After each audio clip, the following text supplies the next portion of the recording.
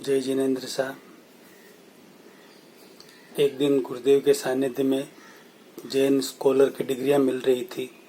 करीब 40 कैंडिडेट अपने डिग्रियां लेने नंदनवन पहुंचे थे। उन सब से 1 घंटा बात करने का मुझे अवसर मिला। सब ने बहुत सारी बातें अपने जीवन में पहली बार सुनी।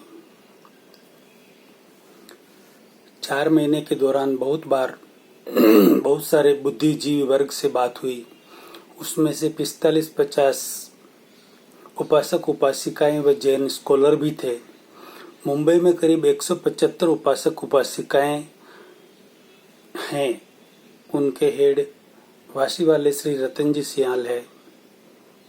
उनसे फोन पर बात हुई कि भाई साहब मुझे आपसे मिलना है। रतन जी भाई साहब ने बताया किस संदर्भ में। मैंने कहा गुरुदेव से मेरी बात चल रही है, इस संदर्भ में मैं आपका मार्गदर्शन चाहता हूँ। 2 घंटा उनसे बात हुई।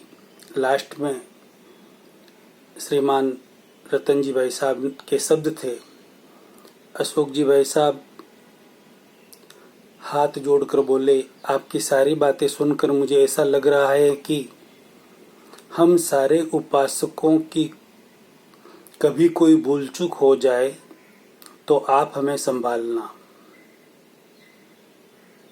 मैं आपको क्या मार्गदर्शन दूं?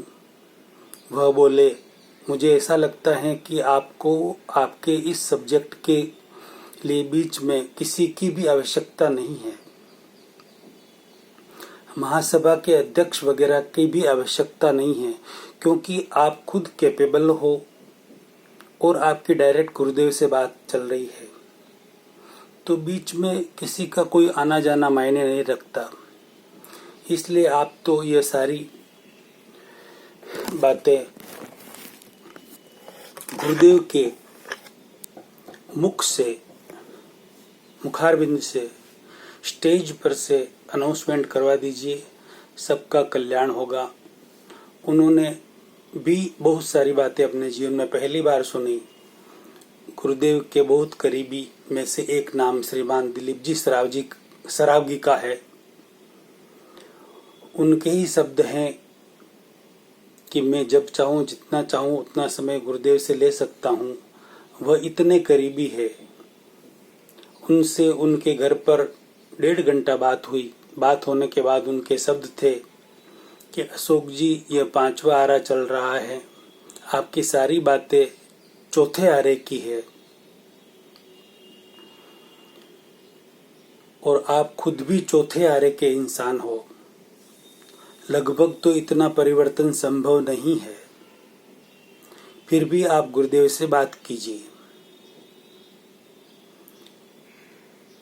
एक बार मैं और कंवर साहब, श्रीमान भगवती लाल जी व विजय जी पटवारी मुनि श्री दिनेश कुमार जी के दर्शन करने गए।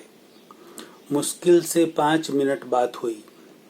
दूसरे दिन सुबह प्रवचन में मुनि श्री ने उस 5 मिनट की बात के ऊपर 1.5 घंटा प्रवचन दिया।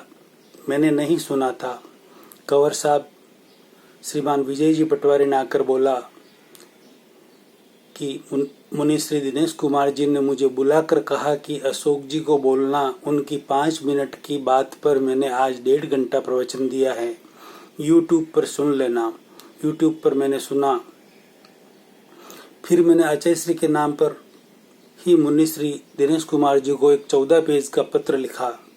उसमें खास लिखा हुआ था कि मुनि श्री, आपने यह तो फरमा दिया है, मगर यह तो सब बाकी रह गया है।